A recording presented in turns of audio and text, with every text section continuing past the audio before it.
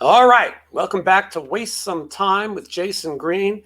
I am Jason Green, bringing you brand new interviews every Monday and every Friday right here on YouTube. Make sure you hit the subscribe button. That's the first thing. Got to get that out of the way. Hit that button, helps notify you about when there's videos and also helps support the channel. If you think you can ask better questions of my guests, if you want to see the interviews before anybody else, all you have to do is go down to the description, click on the Patreon link, select the tier that fits you best, and the next thing you know, you'll be asking the questions of my guests. When I started this channel, I wanted to interview some of my heroes. And the hard part is that some of my heroes are no longer with us. And also some of my heroes, like Cheetah Chrome, are sometimes very difficult to get a hold of. It's not like the old days where you can go to his apartment down in the village and just yell up to the window, "Hey, Cheetah, throw down the keys." Those days are over. The idea that I'm talking to one of the last fast-living legendary punks from the New York City scene on a virtual reality system is one of the most bizarre things I could possibly think of. But Cheetah is here, and we are going to talk about, I'm calling this Dead Boys for Dummies, because I know there are so many young fans who have not heard all these stories. Cheetah has a book, so whatever we don't get into, I'm going to link you to his book. There's a lot to get to, but we're going to do that, and we're going to find out what Cheetah's up to now, because he's been a little bit radio silent for a minute. And so the other thing we're going to learn about is we're going to find out what these things have in common. Guns N' Roses, Pearl Jam, the Beastie Boys, Nico, Gigi Allin, Harry Potter. That sounds odd. We're going to talk to Cheetah about all that and more right after this. Just wanna waste some time with you. Sometimes it seems too good to be true. Nobody out there can waste time without you. All right, please welcome Cheetah Chrome. Good morning, gang. Cheetah, like I said, I am so excited that you're able to do this. Well, thank you. Thank you. I'm having fun doing it myself.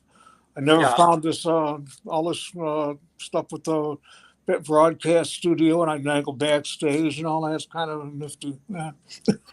You never could have thought ever in your life that this is how you would be conducting interviews. I never thought I would be, this computer, like I've gotten somehow over the years. I actually understand what they do, and at first they didn't make no sense to me whatsoever. So I'm proud of that, Yeah, and so, Cheetah, there was times in your life where I'm not sure you thought you'd still be alive. No, I didn't. I didn't think it at all. I'm kind of surprised to be here, sitting here, 66. Getting up there. Well, Cheetah, so I got to ask you first thing to tell me a little bit about your health, because we are losing our legends. Sylvain Sylvain, Walter Lohr. These are those Lower East Side New York legends. You are the last sort of these punk rock heroes. So tell me how you're doing. Oh, it sucks. I'm old, man. No, I'm fine. Everything's going good. I just got, the usual old man problems, arthritis and crap like that. Nothing heavy. I'm going to see my doctors, and I've got a clean bill of health from them. So people were scared, Cheetah, because you had a little bit, you had to stop shows for a little while because of your health. Yeah. And people were really worried about you. And I know that you didn't want to sit on the internet and talk politics with people and see all this depressing bullshit. And so you laid low, which made people think maybe something was wrong. Yeah, no, it was, tell you the truth, it was like when it came to Facebook and all that, I had been on just too much with, when I was on tour and all that. I was constantly on it. And then when Trump came in, I just didn't want to be arguing with Trumpers for 4 years. Mm-hmm. And he was such an easy target. It didn't even take my brain power on me to do it. He's a low-hanging fruit. Mm-hmm. And, so it wasn't going to be any fun for me. And I just, annoy a bunch of people. So I figured I'd lay out and give my brain a rest for a while. So I've done that, And it felt good to do it. And, I'm going to get back on Facebook pretty soon before the next tour. Well, that's the big thing right there, that you are going to continue to tour. And I had Jake on the show. Jake is the singer for the Dead Boys. And, he was optimistic that this would happen again. And obviously it all depends on you. So will it be Dead Boys? Yeah, could it be? I consider it the Dead Boys. I mean, at this point, as far as I'm concerned, the only two, the other guys, the Dead Boys, the old guys, they don't want to play anymore. I mean, Jimmy's, he didn't want to. He got out early. Jeff was just in New York, and he doesn't want to play anymore. Blitz, I had him in a van for a while. He drove me nuts. I won't play with him anymore. So it's like down to me and Jake are it. And I own the name, and I'm gonna keep it going. So I'll have some good musicians in the next band. Yeah, I'm practicing every day, Cheetah, waiting for the call. I got to say, I was fortunate to do a couple shows with you on the Still Young, Loud, and Snotty tour that you guys did. Yeah. And it was incredible, and it was an honor to play with you guys. But the band is great. Jake does a great job. I know people can't. How can you replace Stiv? But he's not replacing him. Yeah, he's not replacing him. He's just the new singer now. That's all. He's his own guy. Absolutely, and I think the fans see him and see that he's passionate about it. He's not, he's not an act.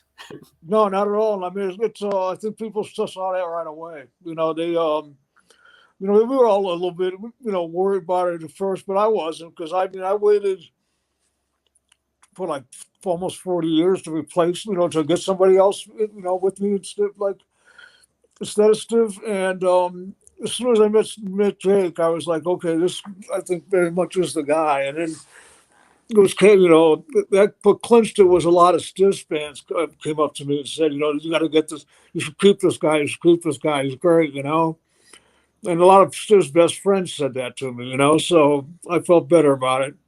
Yeah, and you, as you said, you protected the legacy those years. You didn't let anybody step in, and and as I was saying earlier, fans are getting younger. It's amazing that they're discovering Dead Boys, a band that maybe lasted 3 years of the first time around, is now this invincible, legendary thing that people are discovering. And for me, this is as authentic as punk rock as it comes. When I was a kid in New York, Cheetah, this is how I became familiar with you.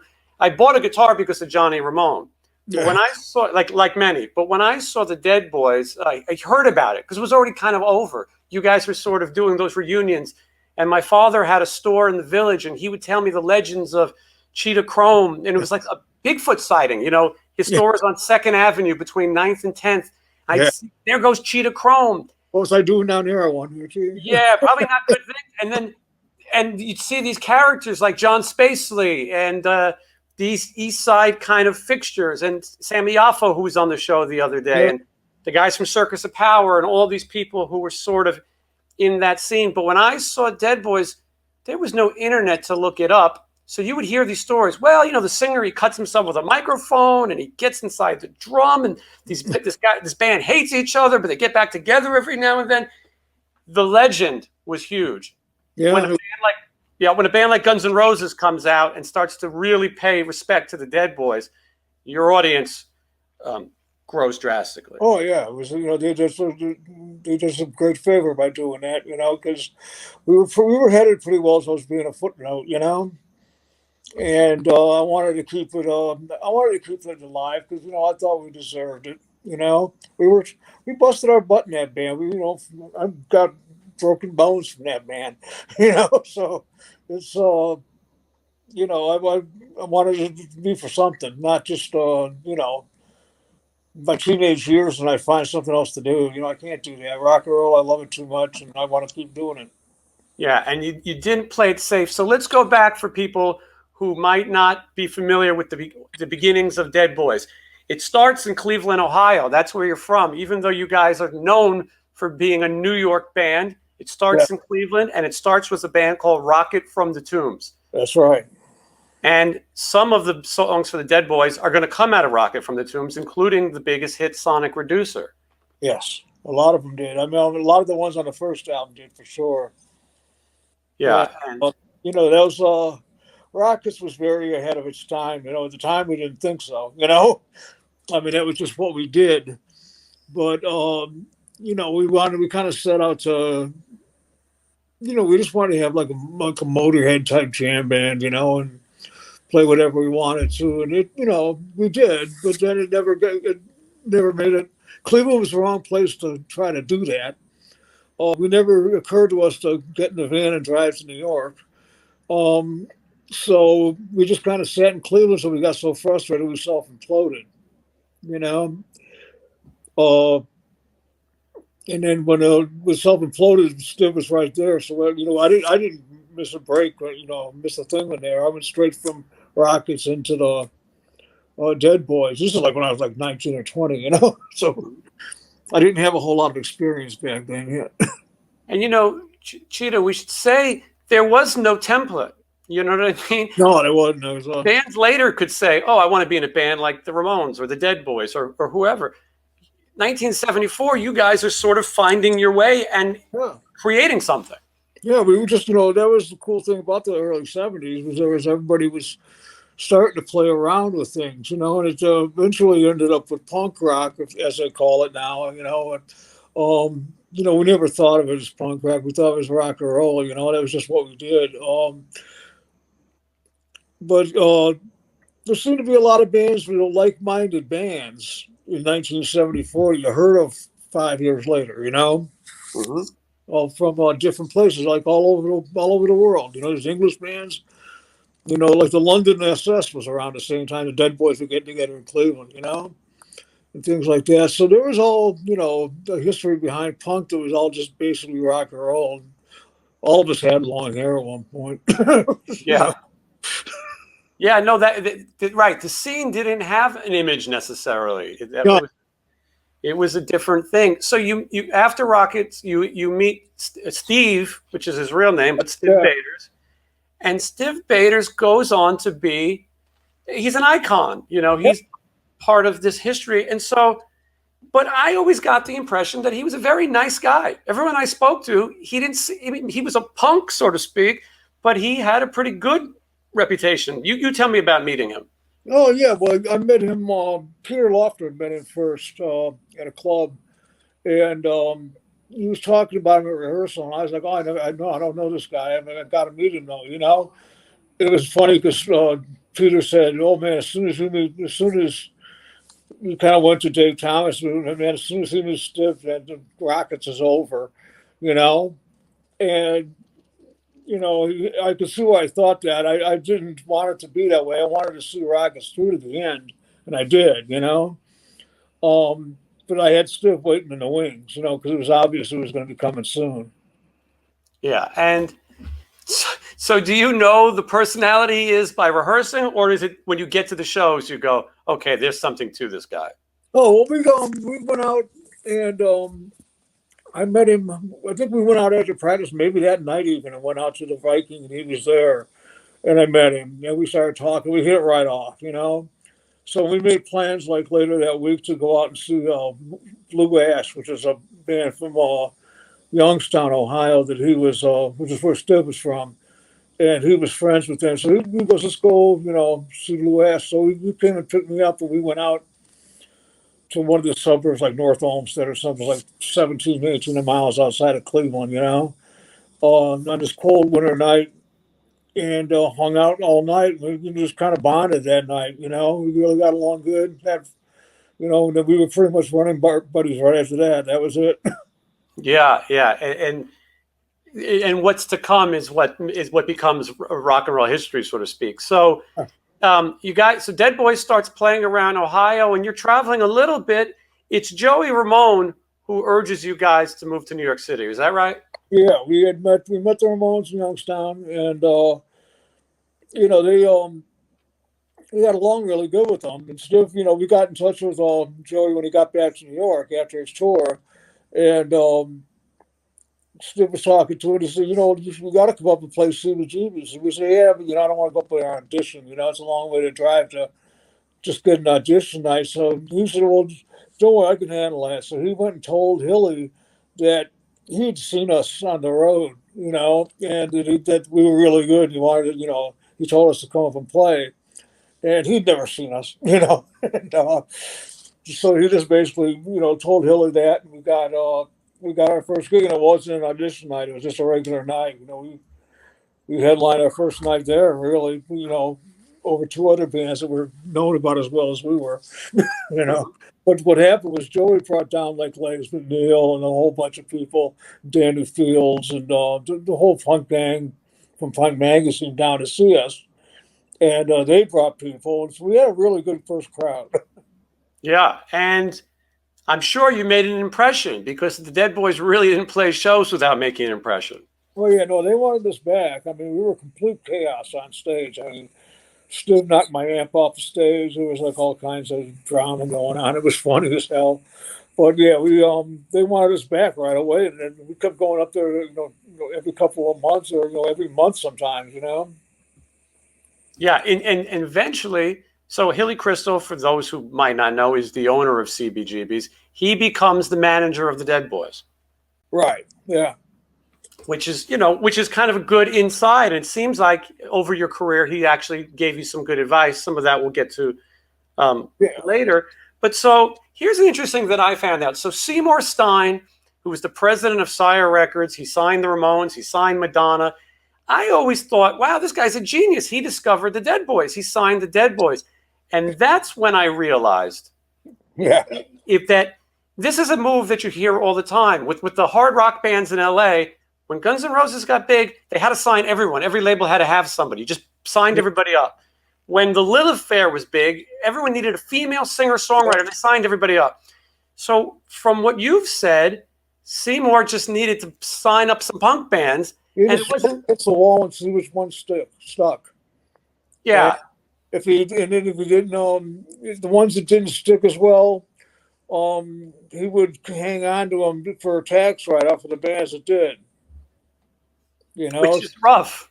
Yeah, which was kind of a rough thing. And luckily, we got turned over to Warner Brothers during our first tour. Where they signed, we sold our contract to Warner Brothers, and that was good. Except then we ended up with the pressure on us to make a commercial single. So what's a commercial single? Yeah, no, the expectations of what they had, people didn't understand what they were working with. So. Loud and they never did. No, they still don't. They still don't. Yeah, Young, Loud, and Snotty is 1977, and the record is recorded at the world famous Electric Ladyland Studios, Jimi Hendrix's studio. Yeah. You probably were able to just walk there, right? Oh yeah, it was right down there. We were living on 9th Street and First Avenue, and it was like by on 8th Street and 6th. So yeah, it wasn't far at all. Yeah, and a historic time. But the interesting thing about the record is that it's really a demo. The record was never right. It was they released your demo.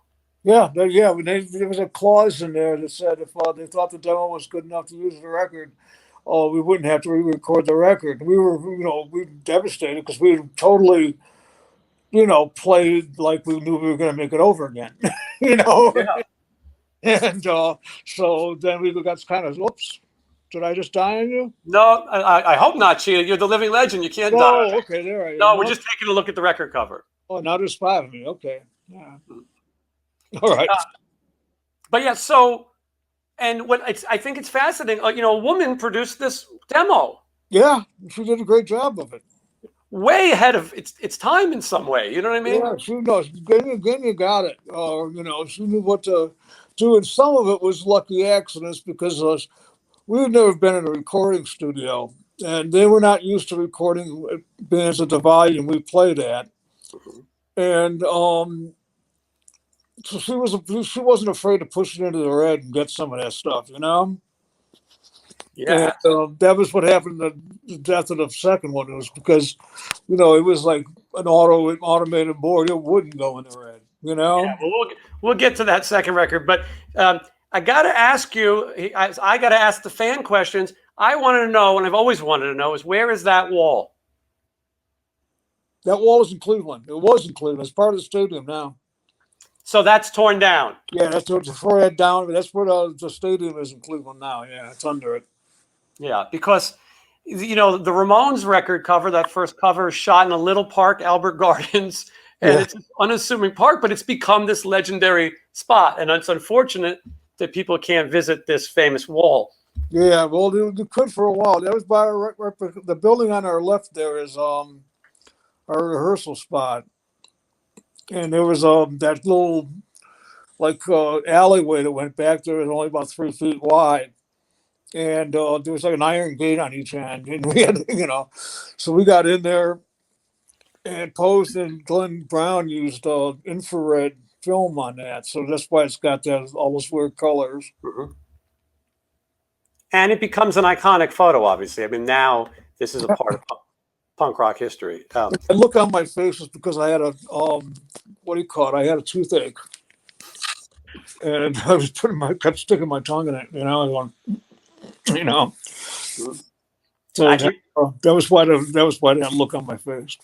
Yeah, well, so speaking about the look on your face, you had the most amazing blank stare. I got to be honest, I copy it to this day. I can't play music without putting on my best Cheetah Chrome face. It seemed like the world could be being blown up around you, and you were just focused on playing. Here's Stiv cutting himself, pinning baloney to himself. Was it ever scary, like that these people, everyone's crazy, or were you just so in it didn't matter? Oh no, I was used to it.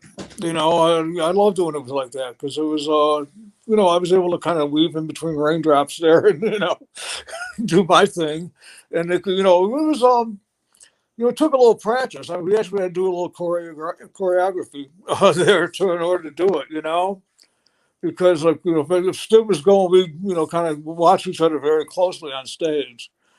I mean, Stiv would look like he was totally abandoned and all that and being thrown around by the crowd, but he would be right back up on stage for his cue.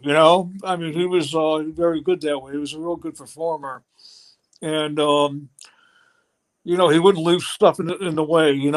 Like he wouldn't leave his mic stand wherever he's going to trip over it. He'd put it throw it far enough out of the way, and I would know a certain part. He would look me in the eye, and he was going to come dancing my way, and I'd give him some room, or I'd go to the front. It was, we had it worked out.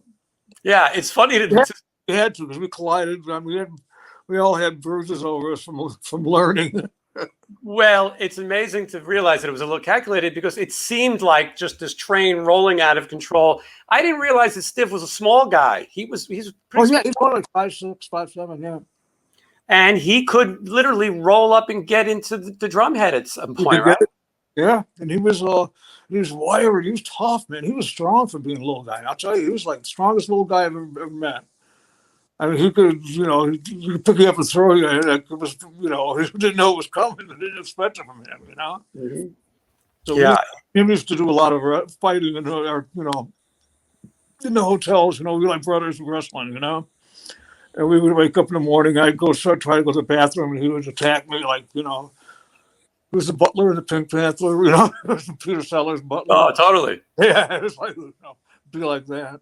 Yeah, it's such a different time, and it's great to have those fun memories because so many people look at the punk scene for some of the depressing things, which obviously are there too, and drug addiction, it obviously becomes a major part of that. But I want to talk about Sonic Reducer. We can't not talk about it. You wrote one of the most iconic punk riffs of all time, and we should point out, so Guns N' Roses covers it. They also cover Ain't It Fun from the next album. Then Pearl Jam covers Sonic Reducer. The Beastie Boys sample Sonic Reducer. Cheetah, there's some good royalties coming in, right? Oh, they've been working for a while there, yeah. There's that was back when the albums came out. You get a nice rush of money, and then it kind of trickles down from there. But yeah, it was when they had the greatest hits was out. That was a good time. Yeah, and you said much later, we're jumping ahead, but that Hilly Crystal basically had an intervention for you about your royalty money and your drug problem. Yeah, he sat me down and sort of. First off, he talked me into going into rehab. And it just him and Daniel both did it. And they just basically said, you're going to die if you don't, do this. And they were right. They're absolutely right. And at that point, I didn't care. I was very, very down at the time, and it was I was stone cold, into it, and they taught me into going into a rehab, and then Hilly, when I came out, he kind of taught me how to you know, like I'm going to give you this much right now, and then, you know, see how you handle that, and then we'll hit. So he basically kept it away from me for a bit, you know. Yeah, and that and thank goodness that he did, and he was there for you. Yeah, Um, I trust, you know, I trusted Hill, and he was, you know, never let me down, and he always, you know, he kept it. There's a point when I would have definitely blown it all on something, you know, and he kept it where that didn't happen. And you know, I could have argued with him, but I didn't because I knew he was right.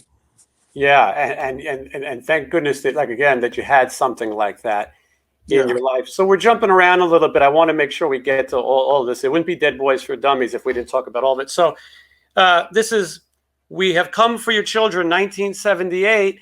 And we're speaking about Dummies. Somebody at the record label says, you know, who can we get to produce this up and coming, now thriving punk band? And who do they get? Felix Pappalardi. From Mountain. Yeah.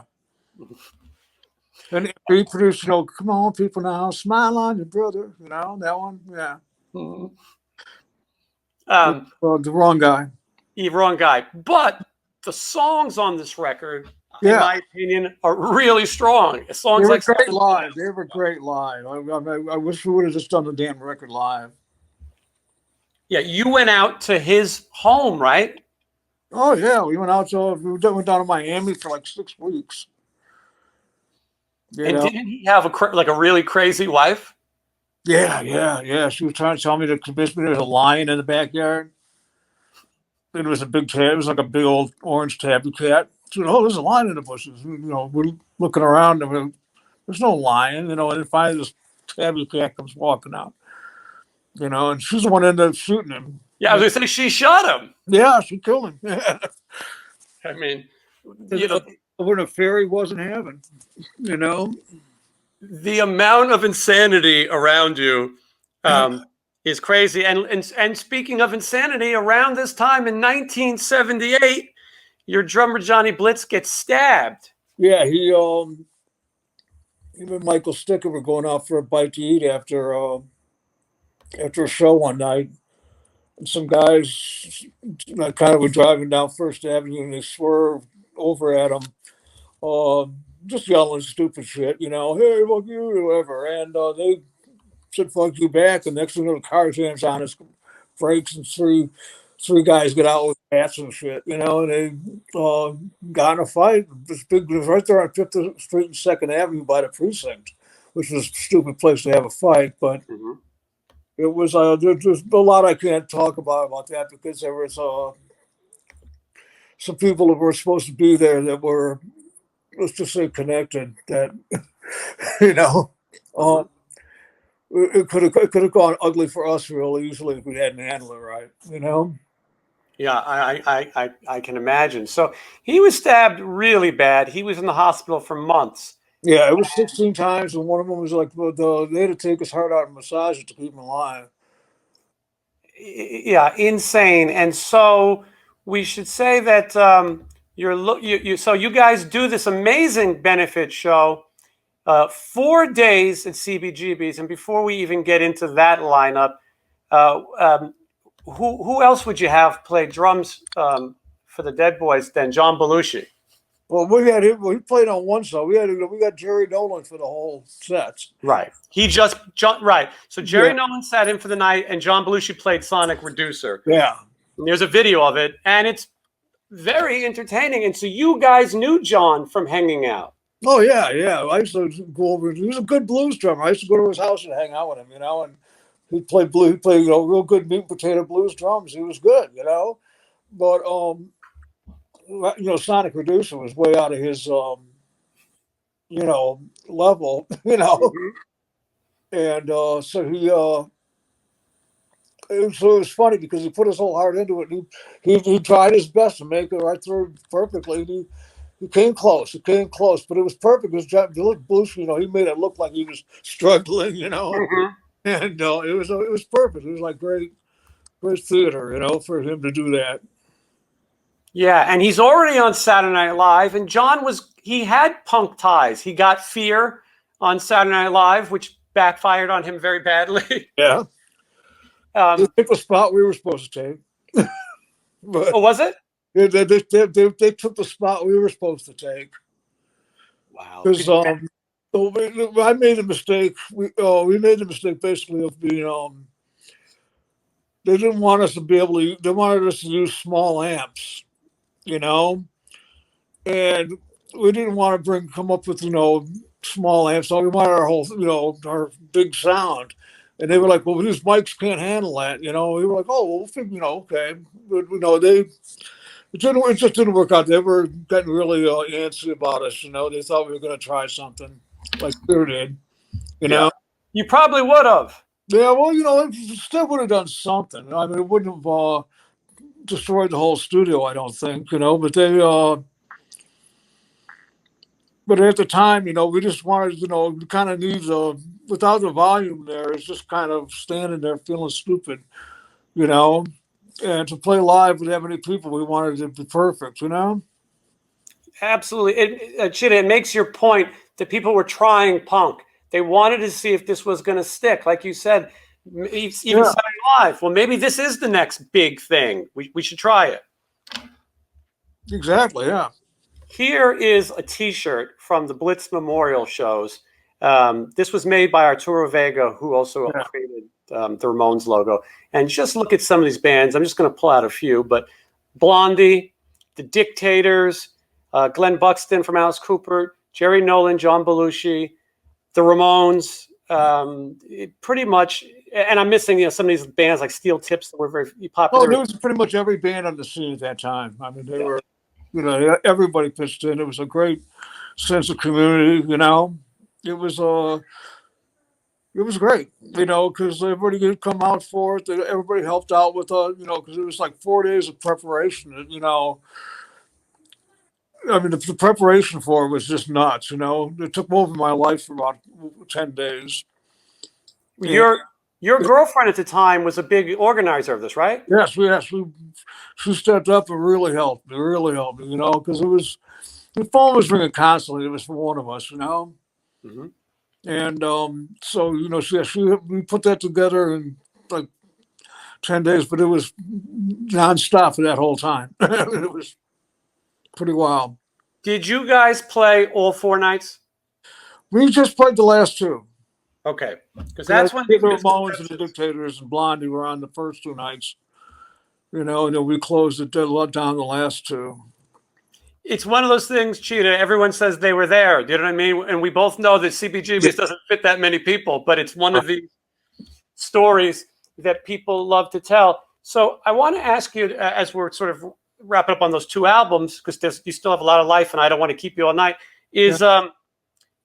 Who played bass on the record? Bob Clearmountain is the person that everybody says. Yeah, that's who played on both albums. No, he played on the first album. Jeff played on the second. What about I can't think of his name now. Who's that again? John DeSalvo. John DeSalvo. Did he play on that first record also? No, he didn't play on the first record. He played on. He did the live shows with us. Right. He was in a band called Tough Darts. Yeah, and he did. He played. He was like our bass player for a while. He would, do during that whole period, the earliest period. And finally, Jeff came around for the second album. But Jeff was always. He was afraid to trust us. I can't blame him. Well, yeah. So 1979, you guys break up. I mean, when Blitz gets out of the hospital, he wasn't even ready to play, and the label pretty much said, "You guys got to get out there." He had a roadie play who sat on the side to play in case he didn't feel up to it, and I think it only happened once. He was Eugene Reardon. He was one of our roadies that had done the first tour with us and all, but he was an old drummer from Cleveland that we all knew real well. He used to, we all knew Eugene and had played with him, jammed with him at certain points in our, whoever. So he was just always around. And he was in this band called Slaughter. It was actually really good. And before the original, this other Slaughter came along, and but yeah, he was ready. He only had to play, for Blitz's credit, he only had to play one night. Say it again, Cheetah. I said, to Blitz's credit, he only had to. we only played one show, the spare drummer. Right. Blitz actually did every show but one. Yeah. Yeah. And so at this point, you guys aren't getting the push. And tell me why in 1979 Dead Boys calls it a day. Just because, we got back out on the road, and it started off with the usual insanity that was always around us, and they didn't. Sire decided they didn't want to deal with this. He told us, call us an all back from tour. I mean, literally canceled the rest of the tour, flew us back, and said, "Be in my office Monday morning," And we get up there to his office, and he was like, "Well, I bet a whole lot of money on punk rock, and I was wrong."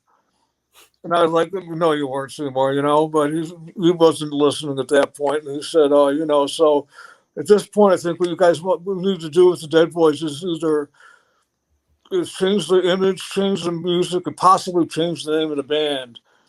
And I said, "Well, sorry, you got to find another guitar player." And I got up and left. And then I don't know how the meeting ended, but So were they considering continuing without you?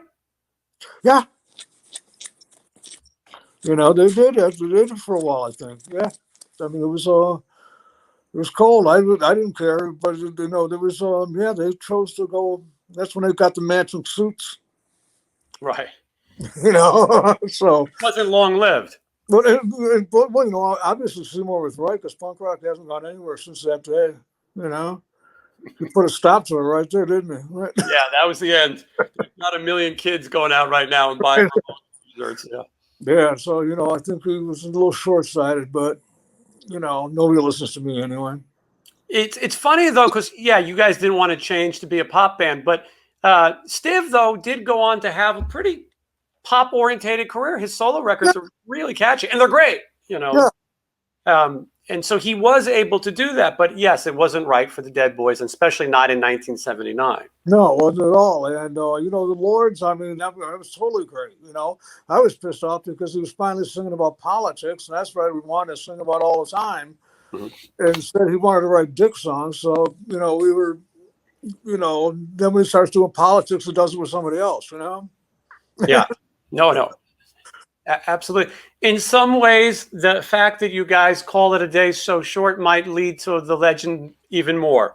The Dead Boys is going to continue to build a legacy even when you're not playing. In 1980, I find this to be one of the strangest things. You play with Nico, and Nico is you explain who Nico is. Well, she was originally for the Velvet Underground. She was brought in to clean up their act, I guess, because they thought, Lou Reed could be a little abrasive to the art crowd. So they got Nico in there, so they had somebody worship and, send flowers after the gig, whatever. And she was a German woman. Yeah. And she was kind of discovered by Andy Warhol. Yeah, she was, she had this deep voice, and she was great. I mean, I loved Nico. I thought she was, she was wonderful, but she was totally, of course, it got to be where we'd get to the gigs and play, and then the money had already been spent, and gone up somebody's arm before we got to the gig. Yes, and you guys, you were playing as a duo essentially. You play guitar and she'd play her harmonium or whatever, and but you were also both junkies, right? Oh yeah. Which is a tough working situation. Tell me a story, Cheetah. Did she really nod off at a show? Yeah, definitely. Yeah, well, she totally nodded off at one of ours. And one of the funniest things was she was sitting there and she was playing her harmonium. And she played this note and it went kind of just died and it went silent. And everybody thought she was being dramatic. And then all of a sudden she looked up. She goes, "Oh, is this second set?" It is such an odd thing, yeah. That mix, because I don't think a lot of people know it. Now you can go on the internet and you find there's audio recordings of these. Oh yeah, I've got some of them, yeah. Yeah, which is great, but I think for a lot of years people wouldn't have associated with you. So, okay, Dead Boys do get back together here and there. Yeah. I mean, are these kind of like rent party shows? Yeah, Hey, we can use totally event party shows. yeah. You know, I mean, A little money, why not? Yeah, it was, usually we did like anniversaries, like it was always Halloween shows. Right, right, and there's some video of that too. The legendary Night of the Living Dead Boys is a piece of history, and so you guys are all doing different things. Obviously, Stiv appeared in a movie with John Waters. Yeah, you guys went to. We forgot to mention Divine got on stage with the Dead Boys. Divine came up on for the Blitz benefit. Yeah, talk about everyone being ahead of their time. Now we're talking about different genders and all these things. You guys are performing with Divine like like it's nothing. Had her up there shaking it, We were playing "Looking for a Kiss." It was fun. That's right. Yeah, "Looking for a Kiss," the Doll song. Yeah, with Jerry Nolan playing drums. Yeah, Another thing that you did that's odd to me, and this one I've never asked you about. Now, around 1982, you played with Gigi Allin. I think a lot of people don't realize that Gigi Allin was actually pretty talented, and his older songs were kind of before he had gone full out punk, and he was you ever see that picture of him who was wearing like the denim jacket? Mm-hmm. Yeah, it was like that days, those days. It was like pretty normal, Yeah. And so they did a tour. They warmed up for us, and then ended up Gigi. My drummer and his wife were having a huge fight, so they took off back to New York. That was Shibo and Elda Slutto, and they went back to New York, and I and so Gigi said, "Well, I'll play drums tonight," and I said, "Okay, well there you go," And he wasn't a bad drummer either. Do you think that he was bipolar? I mean, do you think that's eventually what happened? Probably. I mean, there's no, I mean, I was up there in Nashville, New Hampshire, wherever they were, or Manchester, was it? Or I think it was Manchester, New Hampshire. We went up there and hung out with them, stayed at their house. We were just doing like Boston and Providence, and we was kind of got to see their scene. They had their own little scene there, I mean, they owned the place, and it was pretty. It was coming. Him and Earl were, they were focused on where they were going with it, Yeah, but as you said, the insanity of defecating on stage and cutting himself in the peanut butter and all these things. I didn't annoy people, and that was the quickest way to do it, and got him a lot of press, and I mean, he didn't have to do that. I wouldn't go to any of the gigs because of it, I mean, if it was going, I stand by the front door. I'd clear in the back. Did you see any of those later shows? Yeah, but I would only go like if there was like a place where the stage was the other end of the building. I would stand by the front door, right inside the front door. As soon as I saw that beer bottle go anywhere near his head, I got the hell out of town, Mm-hmm. And it was true. But I don't want to go to a gig and get covered with shit, Yeah, no, it doesn't sound like a good time. No, it doesn't. It's like just like people used to come up to me and want to come on, man, let's stick a safety pin through our ears. And I was like, what are you nuts? That hurt, Well, that's later. The world of fashion punk will happen. But if you look at the Dead Boys and you look at the Ramones and you look at the godfathers of punk, that really wasn't. I never saw a mohawk. No, they never had. But matter of fact, I was going to get a mohawk for the second tour, and the guys told me they wouldn't play with me. They don't like the idea of a mohawk, and then of course the next thing everybody's got a mohawk. I would have had the first one. You would have been the trendsetter. Yeah. Luckily, you were the trendsetter in other ways. So, as we're talking about all these characters, your Gigi Allins, you also have Johnny Thunders, Dee Dee Ramone. And this is a lot of junkies. This is too much junkie business. Out of these people and the legends of punk, Cheetah, you are pretty much the only one that I can think of who's in that level that is alive. Yeah, probably. I mean, of those really big, famous guys, and we can cross over to Sid Vicious and those types as well. I know it was a short time for him, but he became legendary in that short time. Also dies of heroin. So what's interesting, though, is that Nico does not die of heroin. She was on a bicycle in Germany, falls off her bicycle, hits her head. She was laying there for a long time, hottest day of the year, and she's discovered. And so you would think that she would have been a drug casualty, but she's not. And Stiv Bators is the same thing. I think the history tries to tell people, oh, he must have OD'd because those legends all did, but he did not. He was in France. Yeah, no, you wouldn't go to the doctor. They tried to take him to the hospital twice. Yeah, and so he was working on a project with Dee Dee Ramone and I think Thunders, right? Yeah, I was supposed to be in on it too, some down the line. It was found from doctor and the medics. Would have been, just such a historic thing had it happened. And yeah, Stiv gets hit by a car and goes home. Yeah, no, he was getting ready, because we had just spoken like a week before, and he was getting ready, planning on coming over to the States to do this, and I had just gone and cleaned up. I went actually out to Connecticut and got in good condition to work. And I got back into the city and I found it the next day. And tell me how you found out. Well, Spacely came and woke me up in the morning and had dragged me out to downtown Beirut and decided basically, put like a double shot in front of me. He said, drink that. And I was like, okay. And he said, drink another one. I was like, okay, what's going on? Who died? And then he looked at me and I looked at him and he goes, Stiv. And I was like, oh, shit, I wasn't expecting, I was expecting my mom, or I was expecting, somebody, I wasn't expecting to be Stiv. Yeah, I am obviously amazing. Was Stiv a heroin addict?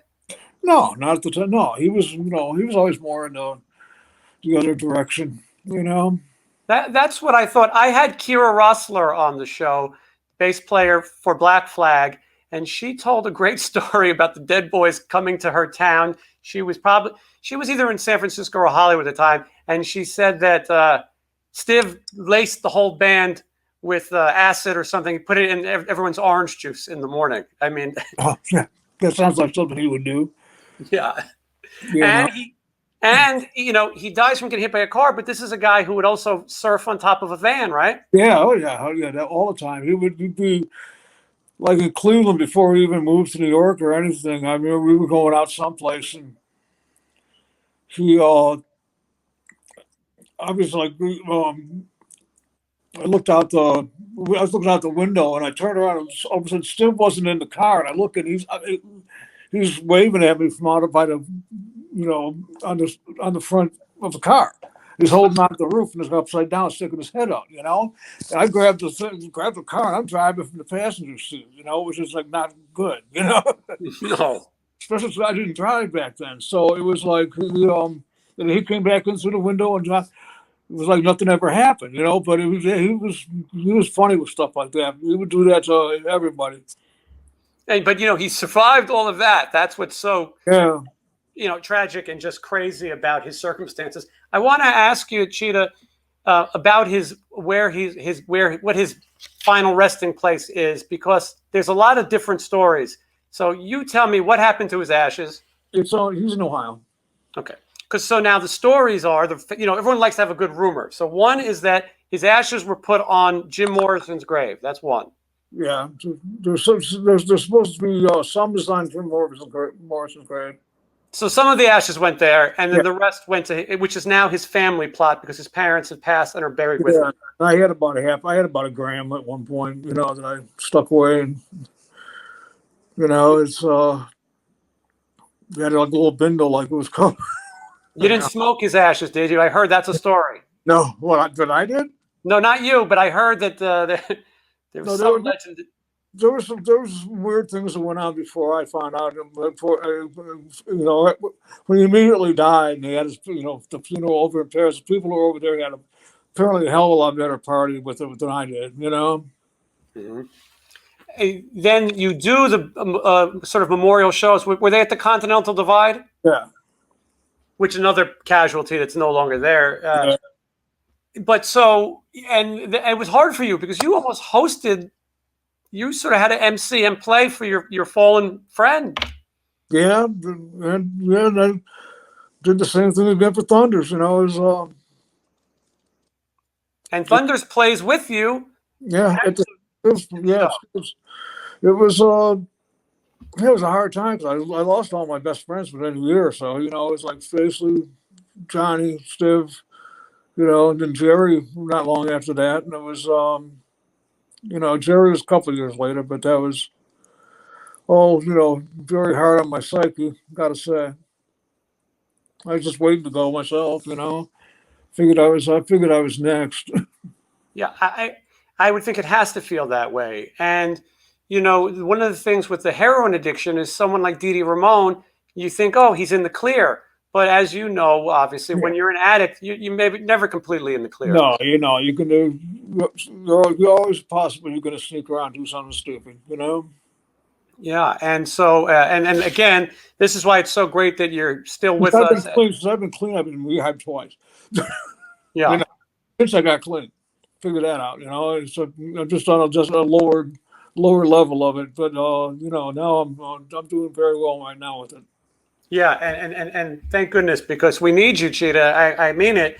You know, I saw Johnny Ramone in L.A. about a week before he passed, and he looked completely different. He went to one of the, you know, he loved memorabilia, Yeah. and we'd see him at. I would have hour-long conversations with him about the Yankees, never politics, and and punk, and I when I saw him last, I told him, you know, Johnny, I love you, you know, and you're still my hero. Because the first time I met him in the Village as a kid in front of his apartment, just walking down the street, and he stood there and talked to me for 2 hours. And Oh yeah. that's the kind of guy he was, and the kind of guy you are. I mean, you know, you've shared so many of these stories with me, and so when I think about it, Cheetah, you are sort of the last of the Mohicans, and we. Well, you know, don't put that much on me. Don't put that pressure on me because you Well, know yeah, I get it. that's why I get nervous when I fuck up. So I'll try not to put too much more pressure on you, yeah. but we've got to say that this movie comes out in 2013, CBGB's movie, Oh yeah.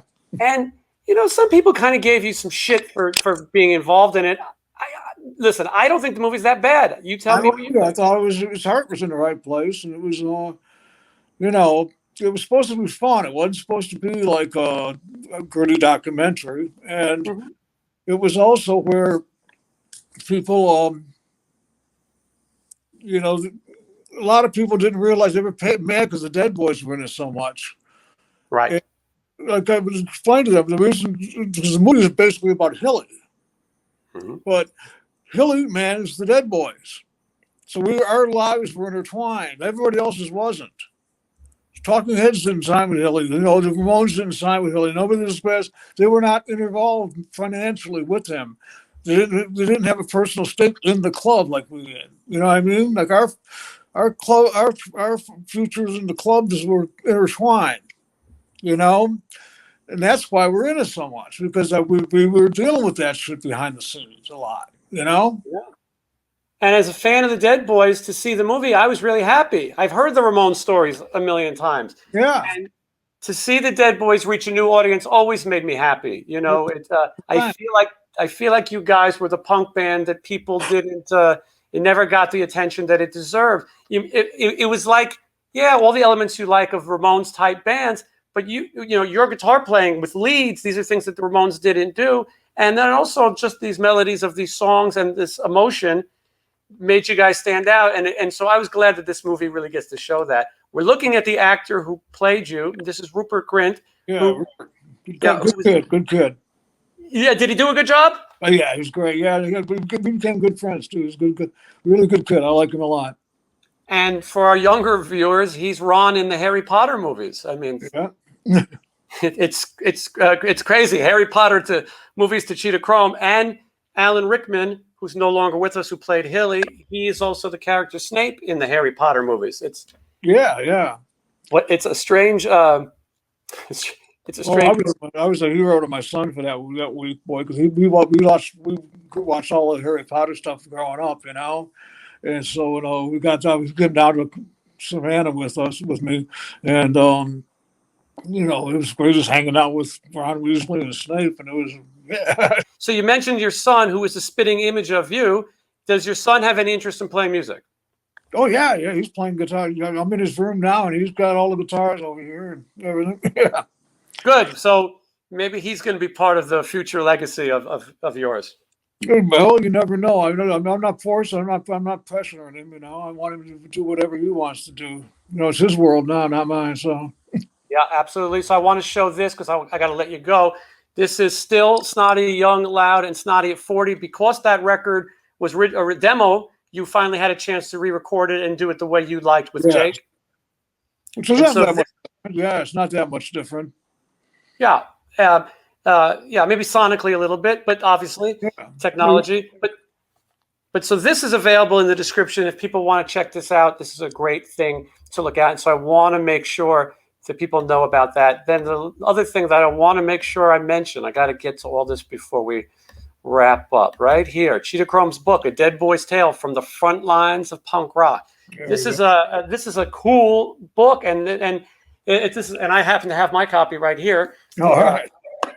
Hardcover book, and I do recommend you read it. We'll put a link down there. It might be out of print. Is that a print, Cheetah? It is right now. I'm trying to get it back out in paperback.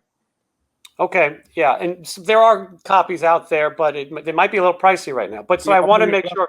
I'm working on getting it back out in paperback and possibly in different languages. That's great. Yeah, and like there's tons of stories that we didn't get to. Playing with Ronnie Spector, you played on Ronnie Spector's debut album. Yeah. Which is insane. Another thing you wouldn't expect from Cheetah Chrome. And then we didn't really talk about it much, but it's in the book, Batusi's, your project. Tommy Price. Yeah. That's one of my favorite projects I've done. I really enjoyed that one. And, and so we lost Sylvain just a year ago now. What a great guy.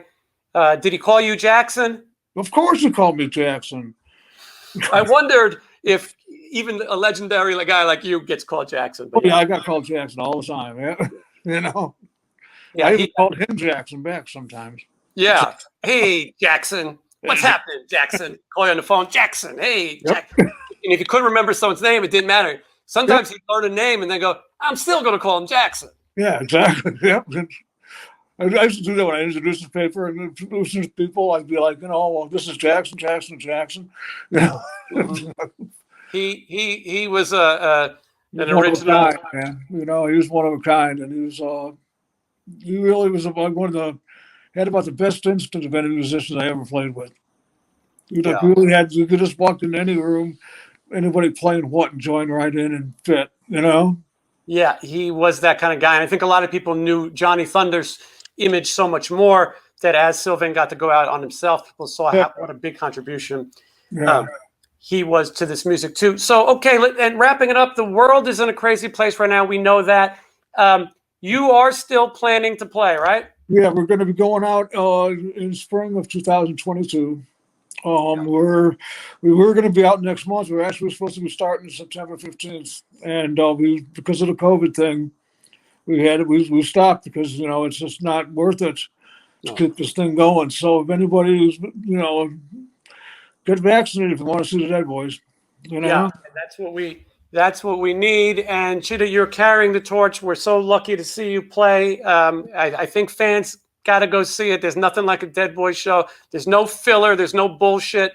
You open with Sonic Reducer. You get right to it, and you play with the energy that you played with when you were, 20 years old. Oh, that's right. So, it's getting harder time, but it's good. Yeah. I still love to do it. Cheetah, I really appreciate you doing this. Like I said, it's an honor for me, and I know so many people are getting exposed to the Dead Boys music and the history of real, for me, East Coast New York punk, and so I thank you for carrying that. And when it's time to go back on tour, not only do I want to play some more shows with you, but that I'm ready. But also, I want to we'll have you back and promote whatever it is and make sure we do that well. Well, I appreciate that, man. Thank you so much, Cheetah. I hope you have a great night, and I'll see you again. Okay, Jason. Thank you for having me on, man. Thank you.